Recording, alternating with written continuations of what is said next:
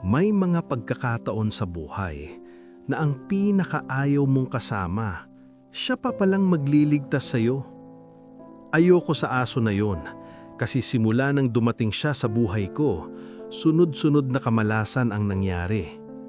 Pero hindi ko alam, siya pala ang dahilan kung bakit buhay pa ako ngayon. 16 na taon pa lang ako nang namatay si Papa.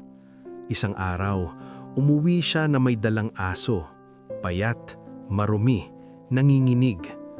"Anak, alagaan natin siya," sabi niya.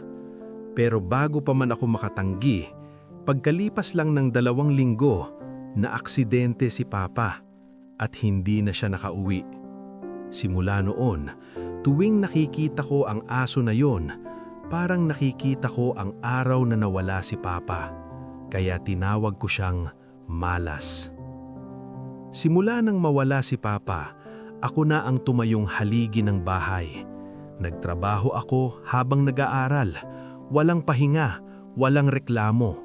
Pero may isang bagay na hindi nawawala, ang asong yun. Lagi siyang sumusunod sa akin, lagi siyang nakatingin. Kahit itaboy ko, bumabalik pa rin siya. "Lumayo ka nga!" sigaw ko minsan. Pero hindi siya umaalis. Parang may hinihintay siya sa akin. Isang gabi, pagod na pagod ako galing trabaho. Wala kaming pagkain, walang pera, at nakita ko na naman siya, nakatingin. Doon ako sumabog. "Kasalanan mo to. Simula nang dumating ka, nawala si Papa." Pero alam mo kung anong ginawa niya? Hindi siya tumahol, hindi siya lumaban. Lumapit lang siya at umupo sa tabi ko. Tahimik, parang naiintindihan niya ako. Isang gabi, umuwi ako ng sobrang late. Tahimik ang bahay. Biglang, tumahol ng malakas ang aso. Paulit-ulit. Inis na inis ako. Pero napansin ko, hindi siya tumitigil. Hinila niya ang damit ko papunta sa kusina. At doon ko nakita, may usok, may sunog. Kung hindi dahil sa kanya, hindi ko mamamalayan, hindi ako makakatakas, hindi ako mabubuhay. Habang nanginginig ako sa labas ng bahay, lumapit siya sa akin. Doon ko napansin, may nakasabit sa leeg niya, lumang kwintas. Pagbukas ko, may sulat, sulat ni Papa. "Anak, kung sakaling mawala ako, siya ang magbabantay sa iyo. Hindi ka niya iiwan gaya ng pangako ko."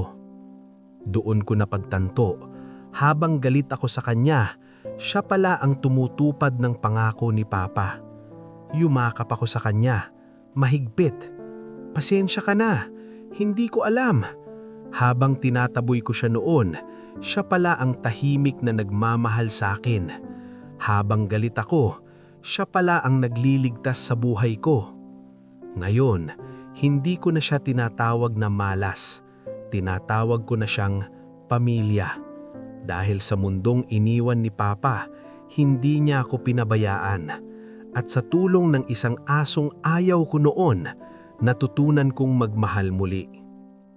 Minsan, ang tunay na pagmamahal, hindi mo agad nakikita dahil nakatago ito sa anyo na hindi mo inaasahan. Ikaw, may taong o bagay ka bang itinaboy na siya palang tunay na nagmamahal sa iyo?